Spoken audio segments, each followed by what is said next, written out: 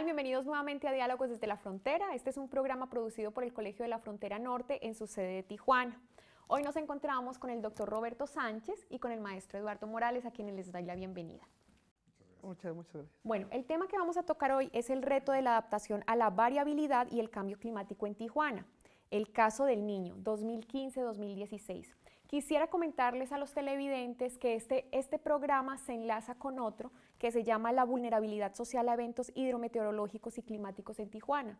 Este programa lo pueden encontrar en YouTube, en el canal del Colegio de la Frontera Norte. Se meten a YouTube, le teclean el COLEF y ahí van a encontrar el programa. Esto como para contextualizar y se den cuenta un poco de lo que vamos a hablar acá, pues se va a amarrar un poco con la temática que se va a tratar. Bueno, pues entrando en materia, doctor Sánchez y maestro Morales, vamos a hablar sobre este tema del fenómeno del niño, ¿no? Es un tema donde los medios de comunicación nos alertan y de un posible impacto negativo ahorita que viene el invierno. Cuéntenos un poco qué es esto del fenómeno del niño. No sé quién quiere empezar, doctor. Bueno, el fenómeno del niño en realidad es un fenómeno estacional, es decir, que sucede con frecuencia cada número de años. En este caso puede ser desde 3 hasta 7 años en que se repite. Surge porque el calentamiento de la superficie del océano del mar en el Pacífico empieza a moverse del Pacífico Sur hacia las Américas, en este caso donde nos encontramos. Ese calentamiento que es arriba de lo normal, de la temperatura normal, modifica las condiciones climáticas y entonces, por ejemplo, mientras que en algunas partes del planeta el fenómeno del Niño implica mayor lluvia, inundaciones, etc., en otras partes del planeta ese mismo fenómeno implica sequía. Y lo mismo, o sea, el inverso del Niño es la Niña, lo que le llaman la Niña, y es dependiendo de la parte del planeta en donde uno esté localizado. La Niña, por ejemplo, para nosotros significa sequía, o sea, menor precipitación, y el Niño implica mayor precipitación. Okay. Bueno, entonces tiene que ver el fenómeno del niño no con la lluvia, sino realmente es con un calentamiento, un aumento de la temperatura en el mar. Bueno, sí tiene que ver con la lluvia, porque ese aumento de la temperatura, estamos hablando de la superficie de la temperatura del mar, modifica el clima. Y entonces, no solo el clima, o sea, afecta a la sociedad de una manera dramática. El fenómeno del Niño, por ejemplo, modifica patrones económicos como la pesquería, por ejemplo, en zonas donde habitualmente se encuentran ciertas especies. Al calentarse la superficie del mar, esas especies se mueven con ese calentamiento y entonces, si por ejemplo había anchoveta o sardina, por ejemplo, en cierta zona, cuando van los pescadores durante el fenómeno del Niño, pues resulta que esos bancos de peces ya no están ahí, si se movieron hacia otro lado. Para otras zonas implica, por ejemplo, importantes consecuencias en zonas por ejemplo, en el caso de Colombia, en donde buena parte de la generación de electricidad se hace a través de presas, o sea, es un sistema hidrológico. El fenómeno del Niño implica en algunos casos que no hay suficiente agua en las presas para poder generar electricidad. En otros casos, por ejemplo, implica que existen inundaciones, hay un incremento de la precipitación. Hay países que son muy interesantes, por ejemplo Brasil, en donde el fenómeno del Niño en el sur implica inundaciones y en el norte de Brasil implica sequías, por ejemplo. Entonces sí tiene efectos muy importantes para la sociedad. Ahora les mencionaba las alarmas que vemos en los medios de comunicación. ¿Ustedes qué creen? ¿Realmente esas alertas son demasiado alarmistas? Maestro. Lo que se estudia con el fenómeno del Niño es que las condiciones son muy similares a otro evento que trajo consecuencias terribles para la ciudad, que fue el evento del 98. Básicamente lo que nos están diciendo las alertas es que si viéramos la gráfica aquí a continuación, es una gráfica donde se comparan ambos eventos y veremos que la temperatura en ambos eventos, en el que se espera ahora y en el pasado, son iguales. De hecho, se espera que esta es un poco más intensa. ¿Qué pasó en ese evento del 98? Bueno, en ese evento hubo grandes consecuencias en el caso de la ciudad de precipitación y hubo inundaciones, hubo deslaves. Entonces, si los ponemos en un escenario y sabemos que ahora estamos como en el 98 y que un poco más intenso, entonces espera que las consecuencias sean terribles para la ciudad. No sé si... Sí, bueno, una de las particularidades de este evento de invierno de 2015-2016 que se espera con el fenómeno del Niño es la incertidumbre de qué forma está asociado con el cambio climático. En realidad, el poder definir o identificar que ciertos eventos tienen un impacto o son afectados por el cambio climático es uno de los grandes retos para la comunidad científica de poder decir con certitud, bueno, esta inundación está asociada, por ejemplo, con el cambio climático. Sin embargo, cada vez hay mayores evidencias de que este es un problema real para poder anticiparse a qué tipo de consecuencias se puede esperar de ciertos eventos, en este caso de El Niño. Es interesante que la Organización Mundial Meteorológica, en su alerta de Niño hace un par de meses o de semanas, menciona que le preocupa la incertidumbre de qué forma puede ser afectado este niño por el cambio climático. Y hace énfasis en la incertidumbre de qué tipo de consecuencias, o sea, puede ser un niño más intenso, puede ser un niño más prolongado, puede ser un niño que tiene ciertos periodos o diversas consecuencias para partes del planeta. Entonces, ante esa incertidumbre, lo mejor que puede hacer uno es prepararse ante posibles consecuencias. Me gustaría agregar, o sea, ¿qué sí sabemos? Sabemos que se espera precipitación por encima del promedio de otros años. No sabemos si esa precipitación va a ser en pocos días y muy intensa, o si va a ser durante varias semanas, si va a ser espaciada, o si va a haber periodos de sequía, lluvia, sequía. Eso no lo sabemos, eso nos referimos con algunas de las incertidumbres. Bueno, vamos a ir a un corte y al regreso quiero que hablemos un poco de las evidencias de qué ha pasado en tiempos anteriores en Tijuana con esto del fenómeno del Niño, como para que contextualicemos un poco. Claro. Regresamos.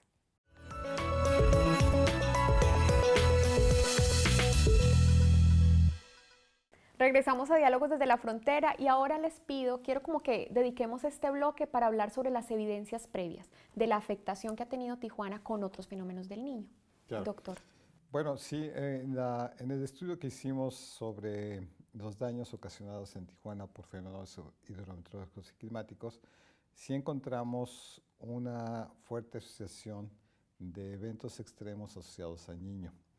El mejor caso, por ejemplo, es el caso del 78, y luego posteriormente, probablemente donde la gente lo identifique mejor, es en el caso de 1993. Fue un año de Niño bastante débil, pues ya de hecho era la última colita de Niño que había sido en 92, pero el problema en ese caso fue que fue muy extenso el periodo de lluvia, o sea, duró casi 3 semanas. Parte de la ciudad se quedó inundada, incluso algunas colonias quedaron totalmente incomunicadas, no había forma de llegar a ellas solo a través de lo que llaman la oruga, que es este vehículo de protección civil que les permite entrar a zonas totalmente aisladas por inundación o por deslaves, etc. La otra evidencia fue el caso de 1998, en donde ese sí fue un año de Niño fuerte, que es lo que mencionaba Eduardo, y que ocasionó inundaciones en varias partes de la ciudad. Afortunadamente para el 98, las autoridades ya tenían conciencia de que cuando existe un fenómeno de Niño hay que prepararse, y en muchos casos esa preparación implica limpiar los canales de drenaje pluvial, sobre todo los de cielo abierto, limpiar los desarenadores, preparar albergues, preparar rutas de evacuación, alentar a la población, etc. En el caso del 93 no sucedió eso, en realidad los tomó totalmente por sorpresa, a pesar de que ya en años anteriores la ciudad había sufrido problemas asociados a eventos hidrometeorológicos y climáticos. Uno de los beneficios del 93 fue que se amplió el drenaje pluvial, o sea, ante la evidencia de tanto daño en la ciudad, se decidió por ampliar el drenaje pluvial. Y empezó a formarse un esquema de protección civil mucho más adecuado. De hecho, la Dirección de Protección Civil surge después del 93, en donde ya se forma una dirección del municipio dedicada a atender este tipo de eventos. Bueno, y con esas evidencias, ¿qué podemos esperar ahora en el 2015 con el fenómeno del Niño? Justamente parte del problema que aún tenemos es poder tener mejor información de cómo viene, que es lo que mencionaba Eduardo, la intensidad del Niño este año.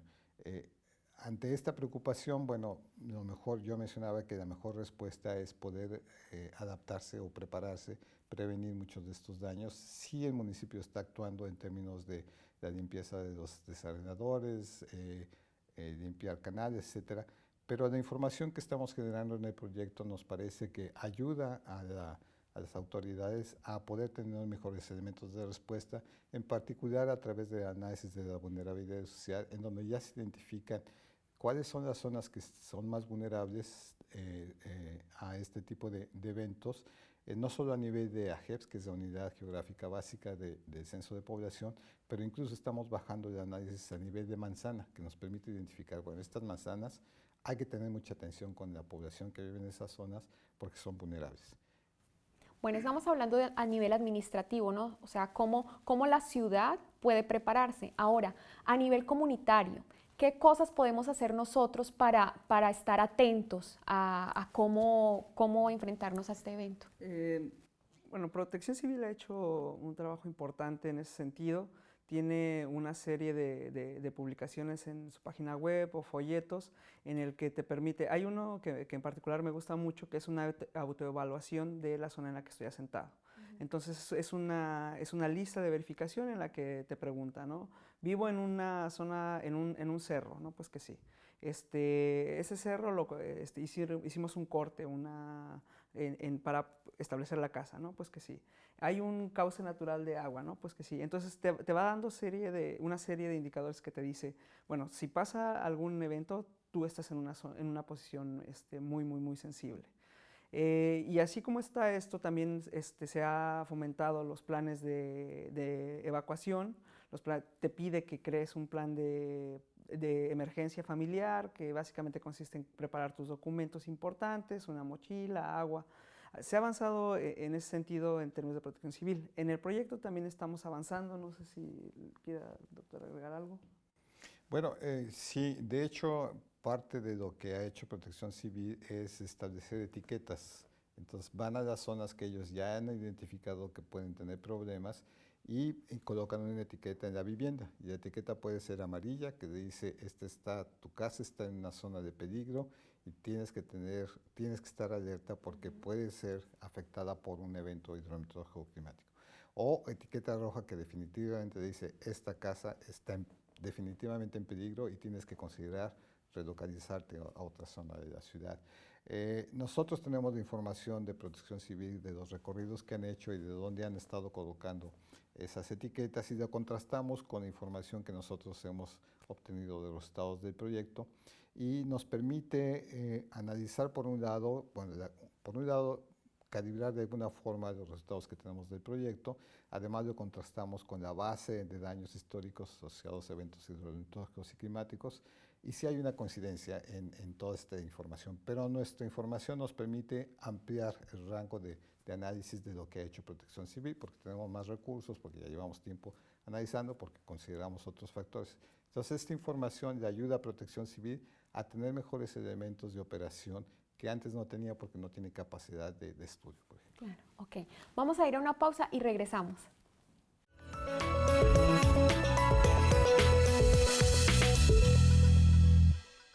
Regresamos a Diálogos desde la Frontera. Doctor Sánchez, me gustaría que empezáramos este bloque hablando sobre el fenómeno del Niño y el cambio climático. O sea, ¿qué vínculos existen entre estos dos? No sé si les puedo llamar fenómenos. Usted me corregirá. Bueno, yo había mencionado en un principio que cuesta trabajo poder atribuir cómo se modifican los fenómenos estacionales por el cambio climático, pero parece ser que a nivel internacional existe esa preocupación de que hay esta asociación o puede haber esta asociación y eso lo hace aún más impredecible un fenómeno estacional como este caso del Niño durante este invierno. En el caso del cambio climático nos ayuda Porque el cambio climático, parte del problema que tenemos es de incertidumbre de cuándo van a manifestarse los impactos, con qué intensidad y a quién va a afectar. En este caso, el niño nos ayuda a tener evidencias de podernos preparar mejor para el cambio climático que podemos esperar durante las próximas décadas. Para el caso concreto de Baja California y el caso de Tijuana, es interesante que los estudios sobre sequía, como ustedes saben, nuestra región, tanto la parte de California como el noroeste de México, la parte de Baja California, están en un periodo de sequía muy intenso. De hecho, en los últimos años han sido registros récord. Puedo mencionar el caso de Río Colorado. Los estudios recientes que se han hecho sobre la sequía, el impacto de la sequía en el Río Colorado, nos hablan de que los últimos 14 años han sido los más secos en los últimos 100 años en el Río Colorado. En el caso del estudio de la sequía en California, los estudios que se han publicado hace un par de meses, por ejemplo, hablan de que la preocupación de los científicos en California es que este periodo de sequía puede prolongarse durante las próximas décadas, que tiene que ver también con los escenarios de cambio climático. Y a pesar de que sí se habla de un fenómeno del Niño intenso este año, ellos esperan o ellos prevén que a pesar de que este sea un Niño intenso, que haya precipitación fuerte, no va a romper el periodo de sequía. A lo que voy es que en sus estudios lo que ellos han documentado es que a pesar de que hay un decremento de la precipitación durante este periodo de sequía, hay también un incremento de la temperatura. Entonces para ellos sí hay una evidencia de que esta sequía está asociada al cambio climático. La preocupación del Niño es que puede suceder lo mismo, que este año el fenómeno del Niño esté asociado al cambio climático y que entonces hace más difícil poder predecir qué va a pasar.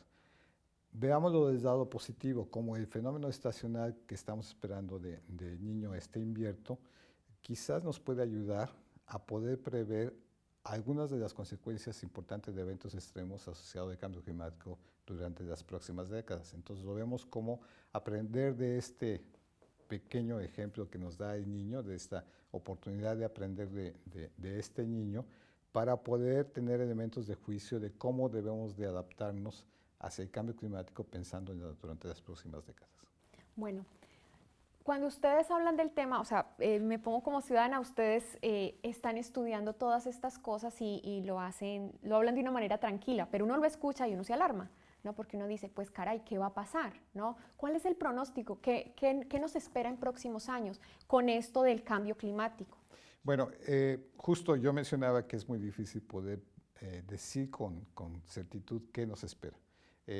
Las evidencias son de que sí puede haber un incremento en la precipitación, que se espera que suceda. Esto nos puede llevar a tener mayores inundaciones, nos puede llevar a mayores deslaves, por ejemplo, el caso de Tijuana. Tijuana es particularmente deslave, esta combinación de inundaciones y deslaves, por el tipo de suelo que existe en la zona, por la topografía de la zona, que estamos hablando de cañones, que estamos hablando el proceso de urbanización se ha extendido muy rápidamente en las laderas de las colinas y se ocupa tanto por el crecimiento formal, es decir, los complejos habitacionales que se construyen modificando dramáticamente muchos de las pendientes de esos taludes, o por el crecimiento informal, en donde la gente hace un terraceo, digamos un crecimiento hormiga por terraceo, que hace una pequeña terraza y construye su casa.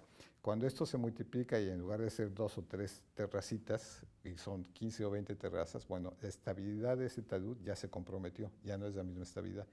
Además, son taludes de aluvión porque es una zona de valles y es de depositación, de material de depositación, pero es un suelo suave, entonces no tiene mucha, la estabilidad es más fácil, más comprometida. Hay un estudio interesante del Centro Nacional de Previsión de Desastres de Senapred en México sobre Tijuana, sobre justamente la parte del problema de los deslaves, que habla de que cuando existe una precipitación de 40 milímetros por día, que ha llegado a suceder, se compromete la estabilidad de esos deslaves. Okay. Vamos a ir a una pausa y regresamos al bloque final.